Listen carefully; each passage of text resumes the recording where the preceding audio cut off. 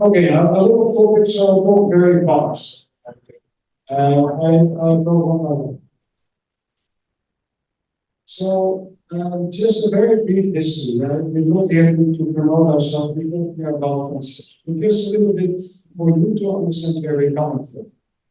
So we started in 2008. And this gentleman, who I'm putting a pointer at very important, was the king of the Netherlands. He spoke to one of our co-founders here, and that was when we conceived the idea of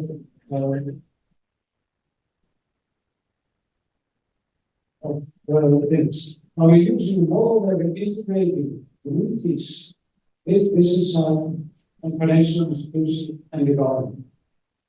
I'm not going full details, but this whole project environment, we call it, that is the business environment, and the bottom part is the enabling environment. And we need an enabling environment with government involvement for the business environment to drive it to succeed.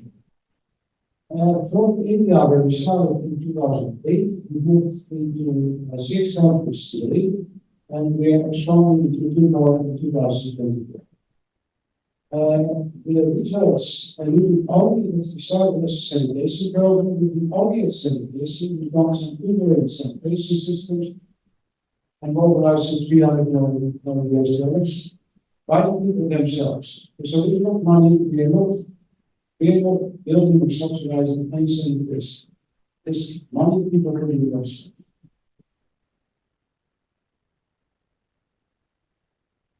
So now looking into vehicle slides, because that's a big issue, right? We have a toilet, and then in the end, what are we going to do with this?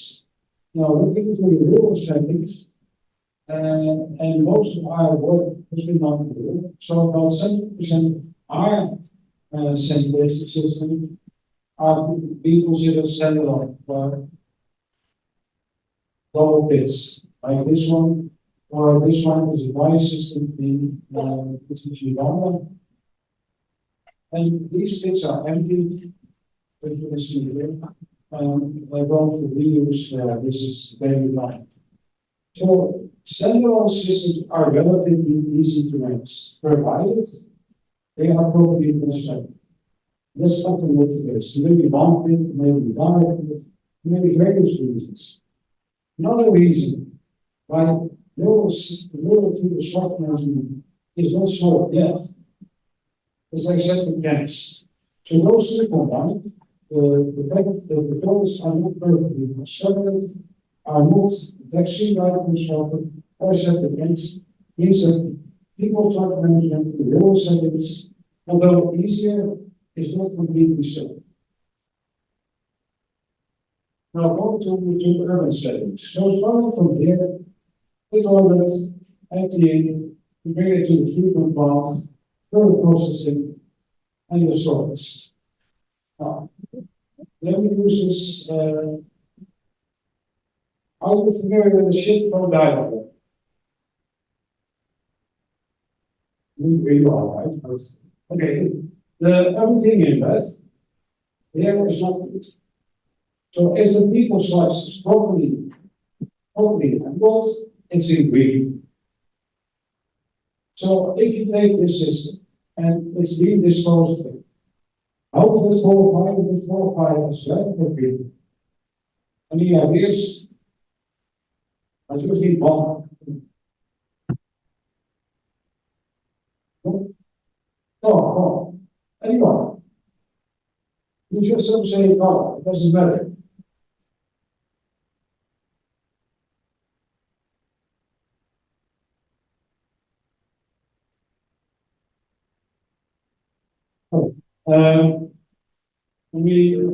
Let me give the answer. This one is green, but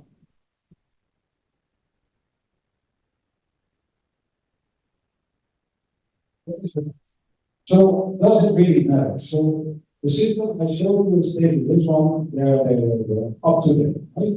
There's no reuse storage. Does it matter?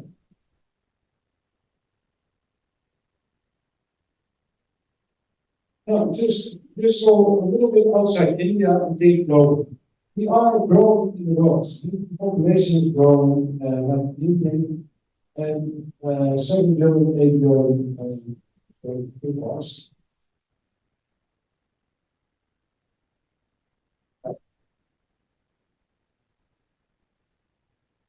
So that's all so we can grow the world population. The earth is not getting big, so we need to grow our food. Right? At the same time, what we are seeing is that the fertilizer uses increasing rapidly. And what does it mean? It leads to pollution, increasing organic soil carbon content, and then degradation. Instead of getting more, we're getting less. However, the carbon footprint of fertilizer is less. But if we talk about climate issues, this is something we really have to look at. All the time to run in one direction.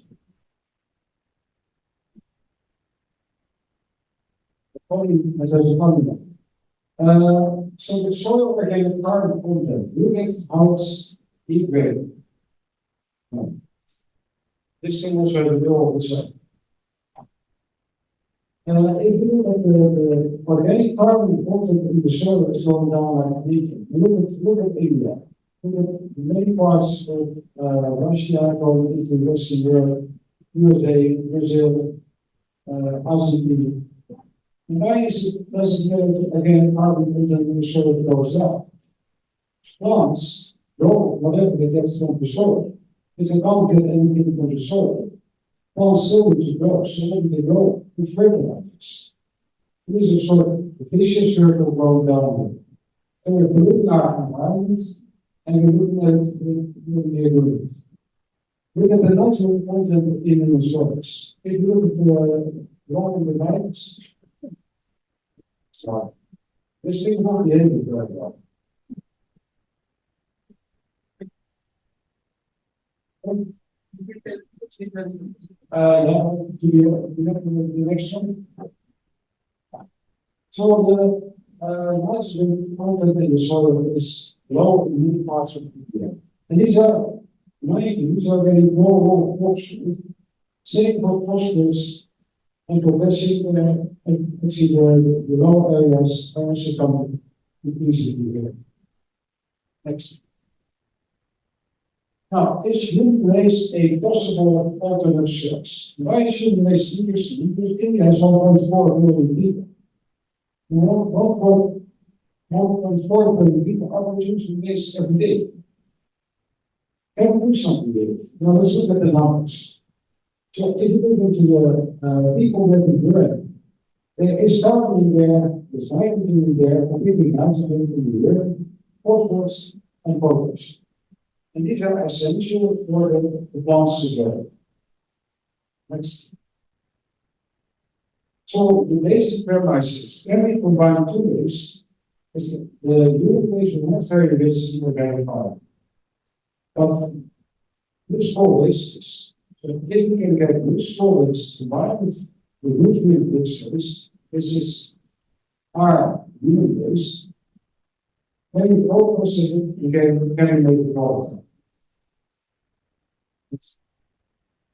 So let me talk about the sanitation circular economy. So this is the human waste coming into a plant, being treated, here's where the processing starts, the further maturing, then you have the final product used by the farmers, and they are smiling because they are looking at the picture, but they're also trying to say already had the good from the cost.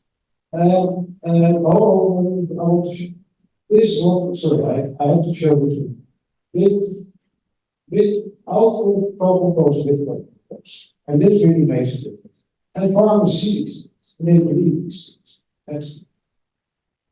So, quickly go to the KPIs, we have people sorts and short days. You can see the growth path here, going to this. This is very monitored on the dashboard, so we get the monthly and quarterly feeding into it. Our 2 minutes, not one, 16 2. I slowed down a lot. Next. So, right, there were three elements of climate, and one touched a little bit on climate mitigation, not the adaptation, and it is also the but there is a more potential in the circular economy in terms of climate mitigation. We talk about reduction from the production side, we talk about reduction from the application side, we talk about carbon sequestration, we talk about water retention where we don't need the pumps, the diesel pumps to generate, to pump up the water because it's in now retain the healthy soils. So all these things are important. Next. So yeah, I call it the circular economy in 8 basic steps. So it starts with this one. You grow some food, some less seafood. We're very happy with food. We eat seafood, right? You know, goes into the seafood in the bathroom.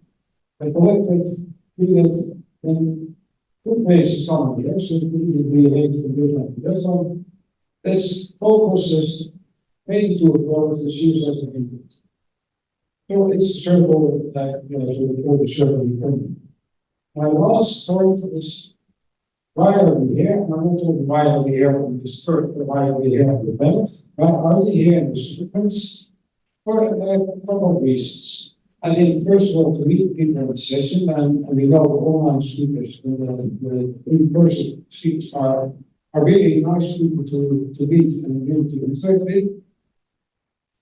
And so we want to learn, but we also want to estimate some of these major questions. To do an estimacy on big questions, how zero. Okay, I'll put you those. We also send a message, a little bit of a message of hope. The message of hope, we can change. It's not too late to change. Everything is going down the way, and we're sitting on solutions which we can actually implement. And this part is we can really make this change a lot of situations. So that's I'll hand over the mic, I think, to standing in the Zoom meeting. There are people waiting in the lobby. You need to admit. I'm not in the. Oh, we'll leave it. Thanks. So we'll do questions afterwards, right? Yes. Thank you, Randy.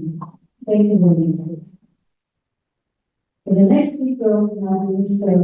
Mahan, Operation Manager Social Management at the TC Limited. We will be talking about the circular economy, decentralized models, and solid waste management. Welcome. Thank you. Good afternoon to who are joining here, and good morning to probably others who are joining online on solid waste management, basically focusing on circularity and lot of emphasis on decentralization. I also spoke in earlier morning session with the paper, which was on rural model. So I will focus more on urban and probably time permits into green temple model.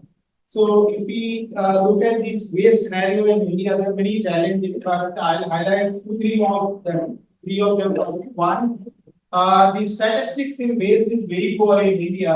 If you want to check what is the per capita waste generation, you will find different figure everywhere. And second, although we have a very good policy where onus is on waste generator for waste management, but hardly implemented.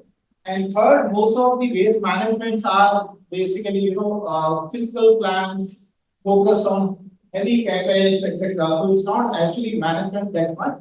And finally, it's actually not waste management what we see. It's a transferring my problem from my backyard to somewhere else. So it's a collection, sweeping, transportation, and then dumping, which we call as a waste management.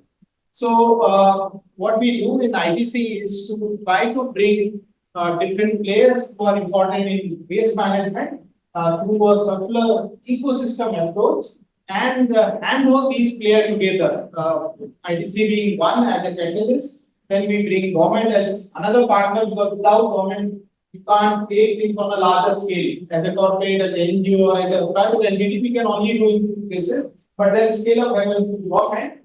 And the project that we design will have a very defined KPIs and timeline because we come from business background, so we understand dashboards, monthly, quarterly, and very clear timeline, etc. And very clear role clarity. So this is how we bring all the players together: NGOs, corporate, government, and civil society.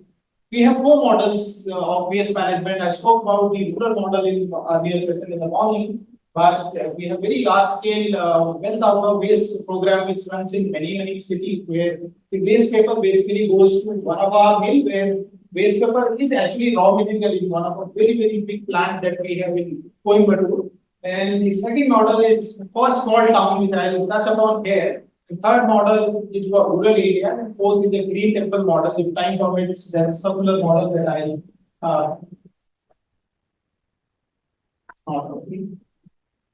yeah.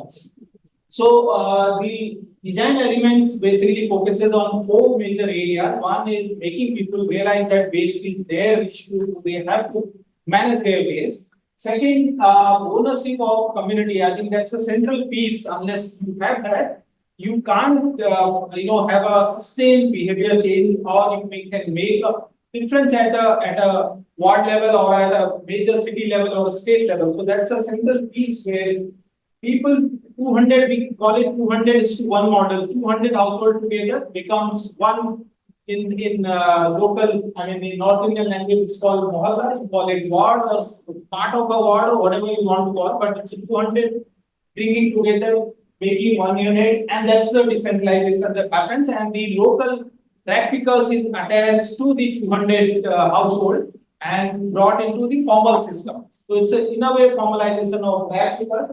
And focus is on segregate. Good morning. Also, I told you that we believe that if you mix it, you can't fix it. It's so simple. So that's what the behavior change communication we try to bring to the people. And composting is the solution. So you compose at home, you compose at city. We were surprised when we started doing this. People said, "Oh, there is no space in the city. How do we compose?" Then we said, you don't need community bins. Instead of community bins, you put vertical. How do we think in cities? If you don't have space, then you think vertical. You will have flats, etc. So composting can also have multi-tier, flat system kind of composting. And finally, anything you want that should be sustainable. So these are the major four pillars. As I said, the behavior change campaign leading to decentralization and circularity, leading to the sustainability. So, yeah, I'll just give a couple of examples, otherwise this will look just a theory. One municipality in Saharanpur, around 3 hour drive from our capital in Delhi, where we started in 2015-16. Till then, it was like any other model where people were dumping in the community bins, and then municipality vehicle will come, they will take it and transport it to the dump yard. So there we work with the Mohalla committee, bringing people together and converted that into a completely decentralized model. What you see is from there till 22-23, not only the coverage has increased, but since it's a 200 people, managing them as a unit is easy, changing their behavior is easy. It's a people who are actually managing their waste, so segregation improved, composting improved.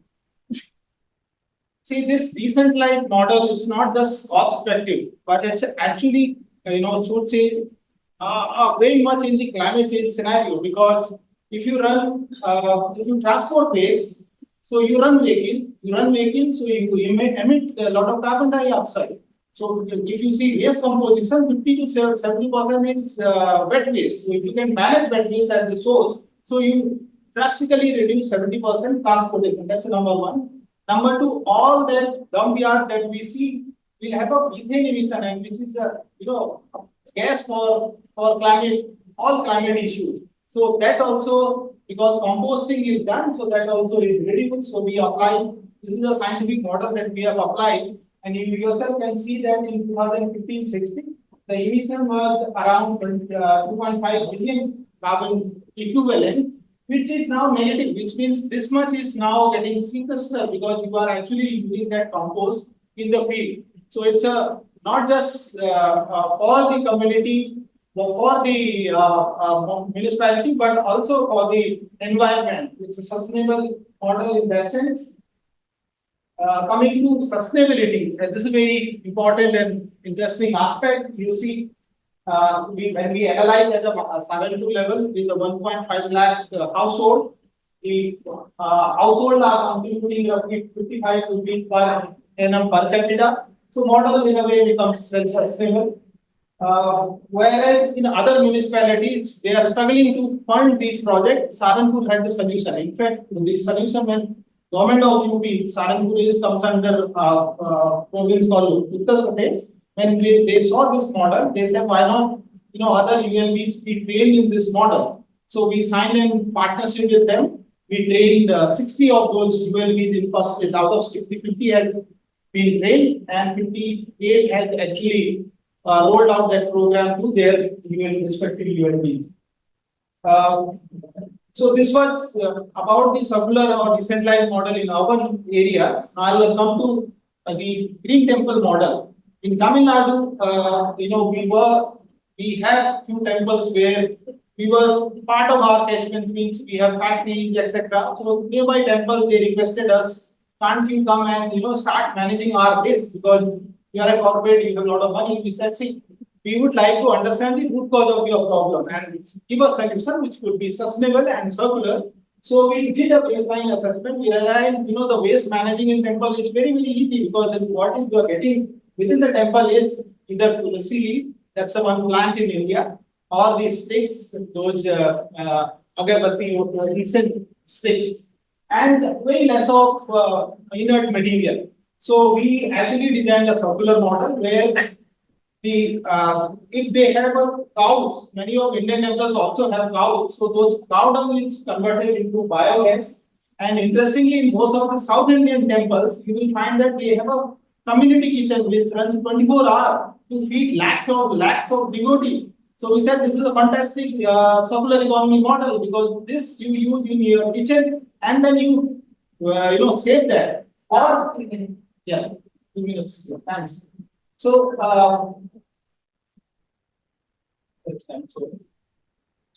biogas was installed. We started with one temple in a temple called Kapaleswar in Chennai, near one of our establishment that we have.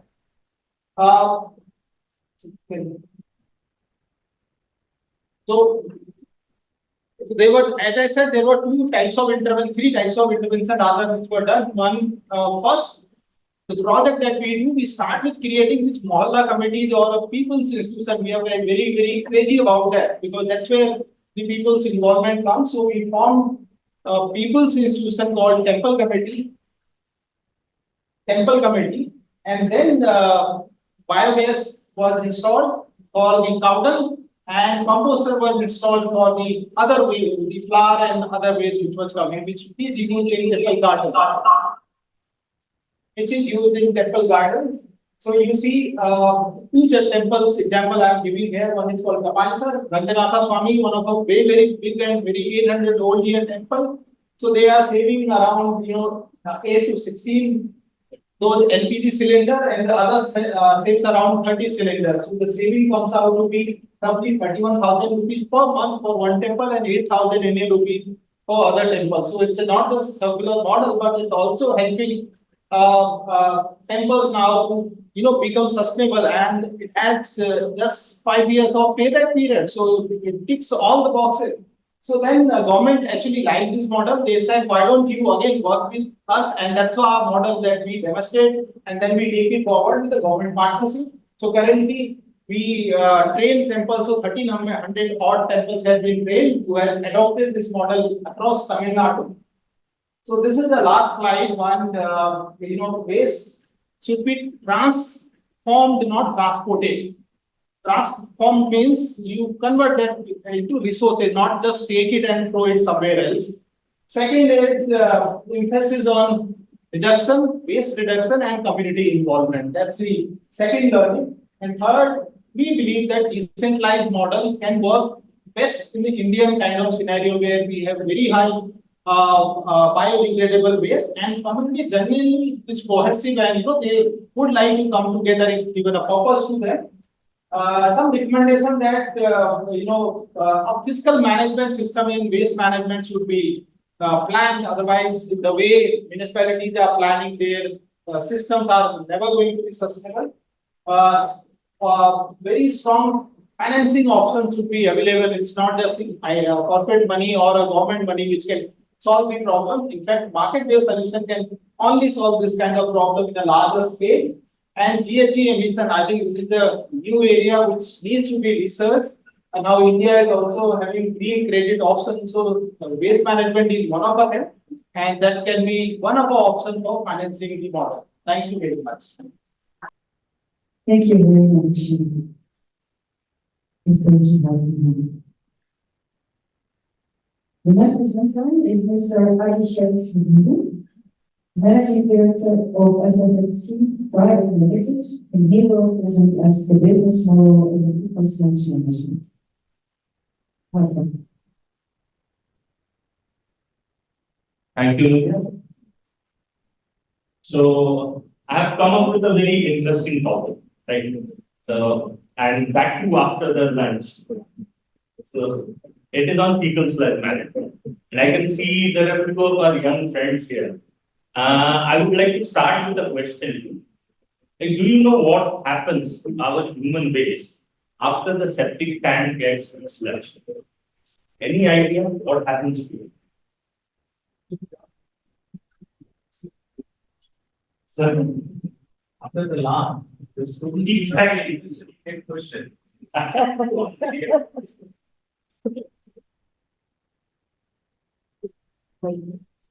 So, any idea?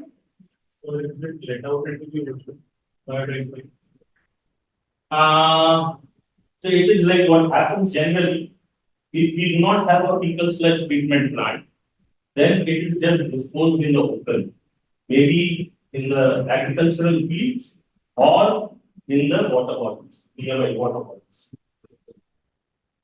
So this is a structure of my presentation. So do you think that it is a very big problem which we need to resolve? Because what it is doing actually, it is contaminating the soil and the water, which ultimately leads to health hazards. So this is the structure of my presentation. I'll try to be very fast because we only have I think 10 minutes. So I'll tell you about my organization and the need for our intervention. And we are having two business models. So I'll let you know about that. And yeah, so the impact. So I come from Finnish Services Management Company Private Limited. It is a social enterprise which was registered in the year 2014. And it is basically an offshoot of the Finnish program in India. And so, if you see the year 2014 is the same year when the Swachh Bharat mission was launched in India. So, if you see the growth of the organization or the kind of projects we did during this period of time are very much linked to the progress of the Swachh Bharat mission. So we initially started with construction of toilets and water structures, water connections, biogas units. So in Gujarat, we did a biogas project there. In Odisha, we did some toilet constructions and water supply work. And then in few places of Maharashtra and Odisha, we did the precast toilets. Then gradually we realized like what Mr. Valentine was also talking about was the reuse. Like we were just focusing on the containment. So you see there, we were talking about the containment earlier. Then we came to transportation of the waste, and then presently we are more like focusing on the treatment part of it. But then reuse is somehow getting ignored. Like if we are talking about circularity, so what happens is like the major focus is like regarding fecal sludge management. You'll see the major focus is on treatment of the water. But as I think you all would know, our fecal sludge contains both solid and liquid. So the focus is on the liquid. So the liquid gets treated. But what about the solid? So ultimately what is happening, if you get a chance to visit people's waste treatment plant, and you'll see most of the biosolids is getting stored in the room. But ultimately that room will be filled up because we are human, right? So we'll keep on generating waste and it will get stored in the godown. So one day it will be full. So then again it will be disposed in the open. So we are providing a solution to the reuse of that biosolid, and our focus is more on having natural solutions and very simple technology which can be replicated easily, which can be adopted and adapted comfortably, and which should be more nature-based solutions, which could be like energy efficient. So this is our objective. This is how we work, and then you see the private sector is yet to enter this field of sanitation or waste management. So we want to develop such models that business models that are lucrative, which can bring in more private players into the market. So, like we are working in 2 states right now, in Odisha and Bihar. And in Odisha, we are working with 10 municipalities right now. So I have mentioned that ULB. So ULB, I hope you all know urban local bodies. So in Odisha, what we are doing, we have a very lean model. So no investment into infrastructure because the government there is already having fecal cell treatment plants. So there are 114 ULBs, all having these treatment plants. But I must tell you, these plants are very, very expensive. They range from 2 to 3 crores. So it is not possible for all the states to afford it. But Odisha being very proactive, they have done it.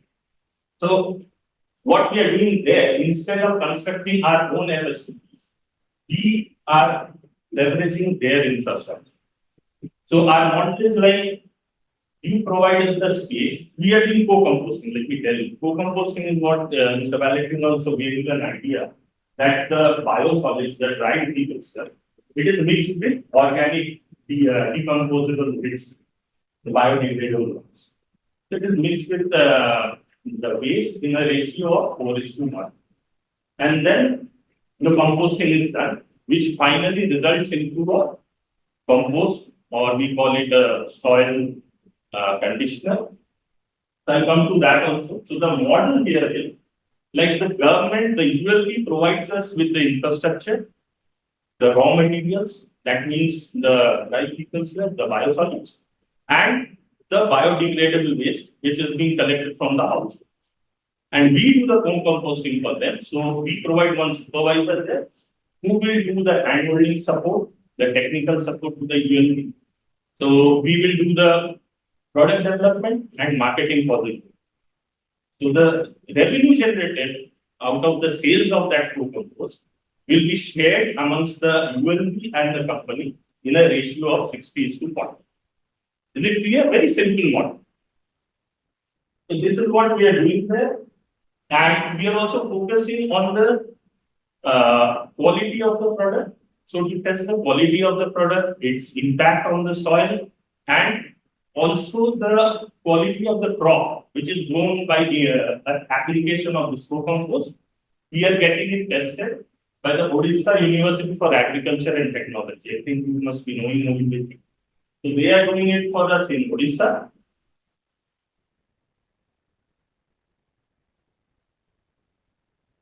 Yeah.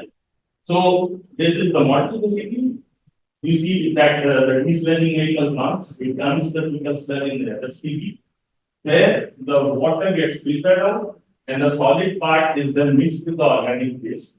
So we do it through window composting. And when these windows they get decomposed, we get the final product after sealing. And then it is packed. So this is our product name, Ultra. Yeah. So we have a similar model in Bihar, but in Bihar, what we are doing is we are also constructing small FSPs. These are like very small, 15 lakh cost of units, which are equally effective as a 2 or 3 crore unit, but it is decentralized and small. Otherwise, the business model is the same as Odisha. So this is our SSTP, where we have vertical constructed wetland and a horizontal wetland. In the vertical one, if you see the fecal slab, the liquid part gets filtered out through this sand and gravel filter, and it moves on to the horizontal constructed wetland, where this water is further treated. And the solid matter remains on the top of this vertical constructed wetland, which is finally taken out and the co-composting is done. So we have developed few parameters, 22 parameters as well, because presently in India or globally, we do not have any set parameters for co-composting. So I think I have very less time with you. So I'll just read the slide now. I like to interact with you. So these parameters are very important because we are approaching the state governments to allow us to sell the product. But if there are no parameters, then who is going to authorize us to sell it? So this is the challenge we are facing right now. But we have approached the Odisha Agriculture University, ICAR in Bihar, and we are also talking to National Botanical Research Institute in Lucknow, who are going to do a study for us, and like they want to develop the parameters accordingly.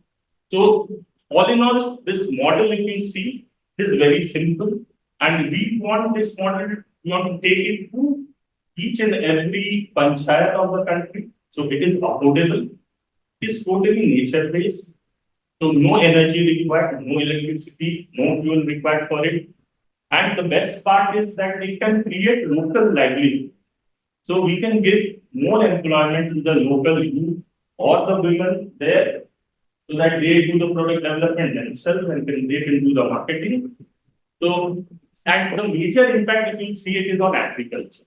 So this co-compost can be a substitute to the chemical fertilizer because it has water holding capacity. It brings back the carbon which has got depleted from the soil. So if you see, all in all, like it not only impacts the livelihood, it impacts agriculture, it impacts climate, it impacts environment. So that is it. So very sorry if I took much of your time. Thank you so much.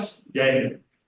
Good evening, everyone. Today we are talking about an important topic. It may not be a subject for only 10 minutes, but I think let's make the most of it. The topic is how can we apply a circular approach in liquid waste management. And here I would like to present a few case studies and also how we have approached this one. Could you put it on thank you. As you know, all the water is the most important thing. It's actually the one which made the Mother Earth livable, or the origin of life itself was dependent on the water. Now, what's happening around us is all for us to see. All the rivers are drying up or reducing water flow there. The lakes are drying up, and you get a situation where we actually get only mud ponds instead of once very dense and with full of water lakes. Now, how come we have come to this level is what we need to see. Next. See, you could see how serious is our water scarcity. I'm sure that all of you are aware of this one and familiar with this. The first scenario is as on 2022, where you could see maybe 30% of the country is already having high water scarcity. And the right-hand side is a scenario which is envisaged for 2040, where you could see almost 60% of the country is having extreme high water scarcity. Extreme. That means we may not be getting even 20 liters per capita for people for domestic consumption even. Next slide. So where did all this water go? Actually, these are the pictures which have been taken from the running river, which was having a lot of water at one point of time. Next slide. So how did we end up here? As we said, there is a lot of mismanagement about the water. Some cases it is overuse. especially in terms of agriculture. You can see the picture in the bottom where they are having paddy field with flooded agriculture. So in fact, if you look at that field alone, the overuse and wastage of water is the maximum. And of course, there is a pollution of rivers, deforestation, and river sand mining and construction and all, which contributes to global warming, which changed the rainfall pattern. Now we get rains in floods, and there is no rain in most of the time. And of course, we have got the uncontrolled groundwater extraction and ever increasing water because of the population and also the industrial developments. Next slide. So how do we manage? You can see on the right side a chart which shows that India's water consumption at the moment, that is for 2023 March. So you could see 78% of the water goes for agriculture, about 12% goes for urban domestic sector, 8% goes for industry, and about 2% for other sectors. Now, agriculture is mostly unregulated, and I think it is being dealt with in other presentations, so we are not going for that. Also, the industrial consumption. Industrial consumption, even though 8% is there, about 80% of that 8% is consumed by only one industry, which is thermal power station, which is not being attended much. The rest of it is being dealt quite severely by various water department and pollution control boards. Now, zero liquid discharge has become a kind of a norm for many of the industries. Now, domestic consumption. We are currently having about 110 LPCD as a domestic consumption. I have given a breakup here, which is the December 2022 figure. And since other sectors are handled separately, we just focus on the urban sector. Next slide. Now, why this wastewater recycling is required at all? So, as we all know that all of the cities are having a intense water shortage. Now, various things have been tried. In some of the cities like Chennai, they have gone for desalination and started supplying water after desalination. And then there is rainwater harvesting. And then one of the reasons, very interestingly, would be that the water shortage was a result of the improved coverage of sewerage network. This may look very surprising because what's happening in many of the cities now, the sewerage connectivity has improved. Now, what it really contributed to was water scarcity. Because in olden days, what we used to do, we used to pump our groundwater, pump it to the overhead tanks, use it in the house, and then it goes to the septic tank, then it joins the groundwater, and there was hardly any loss of water. Today, what is happening with the improved coverage of this sewerage network, after usage, all water goes to the sewerage network, and then it goes to a sewage treatment plant, and then to the end point, either it is sea or a river or somewhere. It never comes back. So let's see a city like Chennai loses about 800 million liters of water every day, and Mumbai, Delhi are quite similar. In Delhi, actually, the loss of water is about 1,300 million liters of water every day. So this is a very serious issue. What we need to do is to recycle at least part of this water and recharge the groundwater level. Next. Now, how do we strategize sewage recovery? There can be different levels at which you can do that. In some of the cities like Singapore, they have even converted the water through membrane technologies and made it as drinking water, which is blended with other water for the drinking water supply. Some cities like Chennai, they are purifying it through membranes and then use it for industrial purpose. Some cities like Bangalore, now there is a mandatory requirement from government that grey water should be treated and reused, but much of the water is still flowing out. Still, the ideal way to recover is first you need to purify the sewage. The conventional treatment is there, like aerobic biological treatment and fluidized aerobic reactor and MBBR and membrane bioreactor, etc. And recycle, if the purpose is only for what, using it for groundwater recharge or washing or irrigation, it only needs bacteriological purification, which can be done by UV. Whereas if it is for any other recycle, you may need the UF or nanofiltration or RO, which is all basically membrane technologies. Next slide. So how do we do it at community level? See, one way is do this conventional treatment, or the other way is use treatments technologies like nature-based technology. As it has been already mentioned, this constructed wetland can be a good option. And there the system is something like anaerobic reactors, constructed wetland. Since that is subject I would like to focus today, we will give a bit more focus on that. Next slide.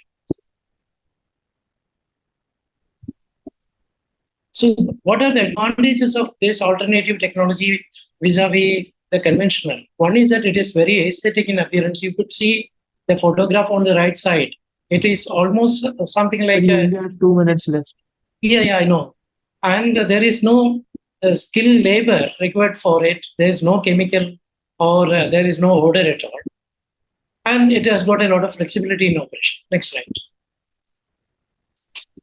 You can see the capital cost of it is almost similar, but the operating cost, there is a big difference.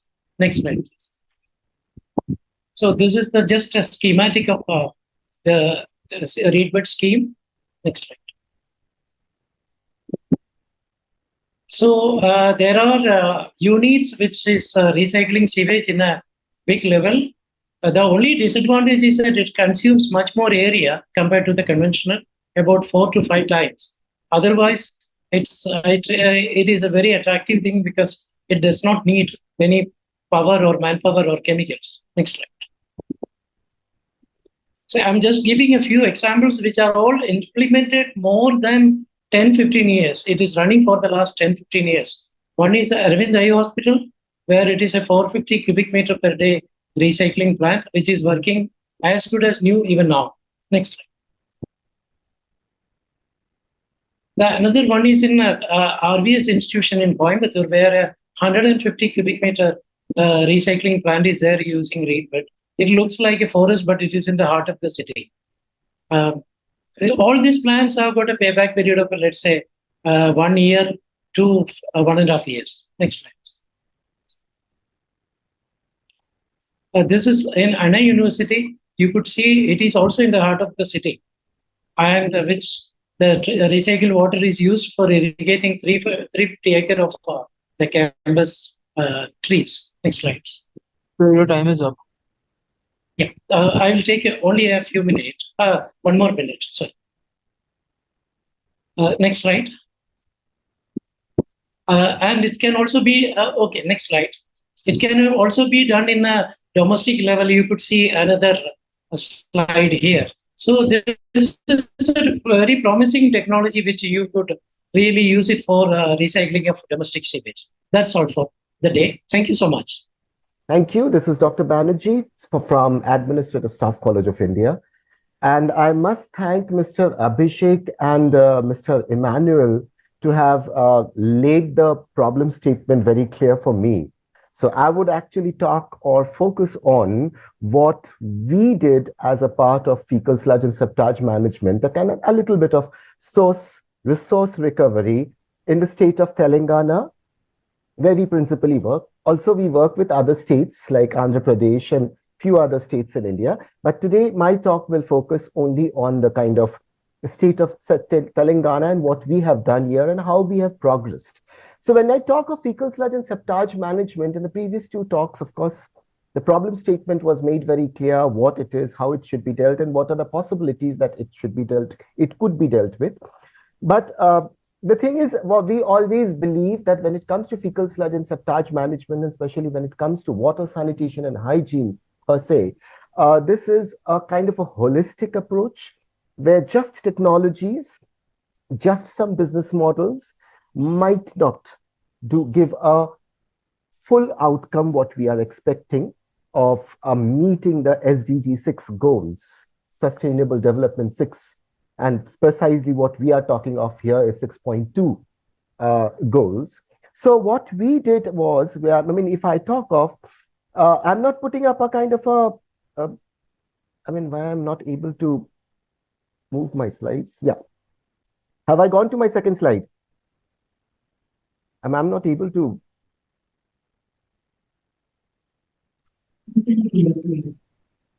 Yes, sir, we can see your screen. Okay. Resume share. So would it be possible to hold your mic a little closer to you as the volume is slightly low? Now do I appear? Now is So it it's fine? perfect. Perfect. Thank Yeah. you. Thank you. So what happens is, I mean, I'm not showing you a kind of a shit flow diagram, which some of you or most of you might be accustomed with. What I'm trying to show you in this pie graph is this was the state somewhat. What was the state? I mean, which is, I mean, a very common story in every part of the globe, where most of the fecal sludge actually goes untreated out in the drains. The picture here shows actually the fecal sludge being drained into a water stream. This water stream is actually leading to a drinking water reservoir of the state in one of the cities in India. So this was the state back before 2014 in Telangana. Gradually, we came to back in 2017, the first fecal sludge and septage management policy was given off by the government of India with the initiative of Swachh Bharat Mission 1. And then immediately, the government of Telangana adopted the fecal sludge and septage management policy under its government order number 176 on 29 September 2018.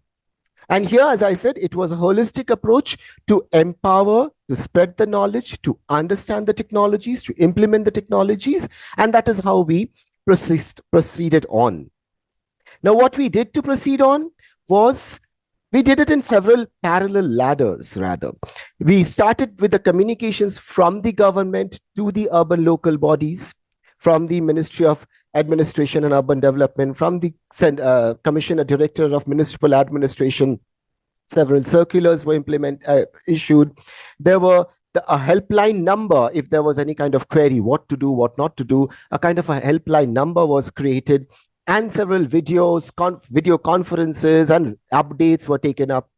Parallelly, we started with the capacity building of the people at the ULB staff, because initially when you start with a project, people do not have an idea what is it, what to do with it. It's a government order that has come. We have to do something, but what to do with it? So that's how the capacity building of every strata of the stakeholders need to be built. And that's what we started working on. And of course, when we do it, you need to give them materials. You need to give them visuals. You need to give them posters. You need to give them some kind of a, what you call small video bites, which will keep on playing at different places, at different public places and different public events, so that people get accustomed to it, start realizing about it, talk about it. And then, of course, at the ULB level, the ULB council, the municipality has to pass a resolution that we will be coming up with our fecal sludge and septage management thing, and we will put up an FSTP so that they start identifying places where the FSTP could be put up. The people who could be a part of it, like the private desludging operators, they need to be identified. They need to be empaneled. They might need to be trained. They might, the other kind of sanitation workers like the masons who construct these septic tanks often do not have a training that there is a particular IS code, IS 2470, by which the septic tank has to be designed and constructed. They don't do it. So something like that has to be done. So those kind of trainings, and then ultimately the building of these septic tabs, fecal sludge treatment plants has to be come up. And if there is an STP already existing in a city, in a ULB, and if it is under capacity, it is not used to the full capacity, a co-treatment unit can be planned up and designed, implemented, and started. So the whole of this holistic approach was taken up. And this was the role where ASCII played, I mean, what I spoke in the initial slide, the previous slide, this is what we started doing is as a part of ASCII. ASCII, Administrative Staff College of India, works with the government of Telangana, works with the government of Andhra Pradesh as the knowledge partner. So these were some of the roles we very dedicatedly working with these with this government. And then, of course, having said that, the major question comes is, okay, we have said we will build FSTPs. Where would the money come from? That's a big question. So, but there comes the question that we took up a very unique approach here, that we did not completely rely on the complete capital investment of the government. So give it a little bit of ease to the pocket of government so that the government has some time over building this infrastructure in terms of finances. We came up with the public-private model of partnership model of building these FSTPs. I would tell you a little bit in this, wherein it was in a hybrid annuity model and it was built on the design, build, operate, and transfer model. So once a private party is agreed upon building an FSTP, that private party would actually invest upon, but he would recover his investment from the government within the building or the construction period, 60% of its capital investment, and rest of the 40% of the capital investment would be given to him in an installment over a period of 9.5 years, in which he or she or that private party has to run the plant and give the expected outputs. So in that respect, we started building up these FSTPs. So this is what we talk of. CapEx invested by the developer and paid back by the government over a period of 10 years, of which 60% within the first 6 months of the construction period when the plant is getting constructed. Once it's constructed, once it's operational, the operation OPEX cost as well as clubbed with the rest of the 40% cost is also given here in the 10 years of operation. After 10 years, of course, it is absolutely on the discretion of the private party as well as the government that the plant will be transferred to the ULB. Along with that, of course, the business deal around that of scheduled desludging, resource recovery, of a tipping fee being fixed, a proper kind of tipping fee be fixed for different economic strata of the society, these were also taken care of. And as I showed you, this is just the different stages, wherein at the bidding stage, the authority or the commission or directorate of municipal administration takes care of these functions. Then the designs, drawings, approvals is somewhere we step in, and there is an independent engineer who steps in, who approves the drawings. And then the construction stage, once the approvals are done, the construction regular monitoring of these construction sites are done. And once these plants are operational, there needs to be a regular monitoring of the output quality. As you remember, Mr. Abhishek was saying, there are two major outputs. One is the water, which is the major, and the other is the biosolids. So these two outputs should meet some certain qualities, and then they be reused, recycled, or kind of a resource recovery be done. So, and then another unique approach what was taken up here in the state of Telangana was we didn't stick to one particular technology. Sir, you have 2 minutes left. Yeah, I'll just take a few more minutes. What we did, we were technology agnostic. So 6 different kinds of technologies were actually selected, and under these different technologies, different of the plans have actually come up. Once you do that, an infrastructure comes the monitoring part. So the public toilets were monitored through an app system, wherein the sanitary inspector of the ULB monitors with this Patana Pragati toilet monitoring system, which is on the left-hand side. And then the citizen also gets to monitor of a public convenience, whether the public convenience is usable, not usable, there is water, there is smelly, not smelly, something like that. And with these FSTPs, there was a complete setup. A dashboard was created wherein at the stage of implementation, at the stage of construction, at the stage of performance during O&M, everything is monitored sitting down there at the CDMA's office. And as I said, the output monitoring, these are some of these parameters which you have already been spoken. These have been taken from the the water standards have been taken which are existing within the country. The Biosolid standards, if you remember, there are no biosolid standards. We have adopted from some of the best practicing biosolid standards so that we can reuse them as a kind of solid biosolid, kind of soil conditioner. And when here in ASCII, we have an environmental surveillance laboratory as a knowledge partner. We have this laboratory. We bring in these outputs, we test it ourselves, and we suggest the government of Telangana, well, this is reusable, this is marketable, and the private party should get the payment, as I said in the earlier slide. And we recommend, and that is how the whole business model runs about here. So these are some of the roles. So your time As we is already up. placed, just one last slide, dude. So these are some of the reusable things we do with the biosolids of bringing in vegetables, bringing in the Harita Haram project in Telangana government actually takes up these biosolids to bring up the saplings, and that's all. So this is how we are working here in Telangana. And I would welcome all of you to please get in touch with ASCII. It's just some pictures I could show in 10 minutes. I would actually like you to take you through. We do sanitation tours to take you through the interventions we do here. So please get in touch with us. We will take you to each of these interventions I was speaking of. Thank you. And thank you so much to the organizers to have given me a space to talk about what we are doing. Thank you so much.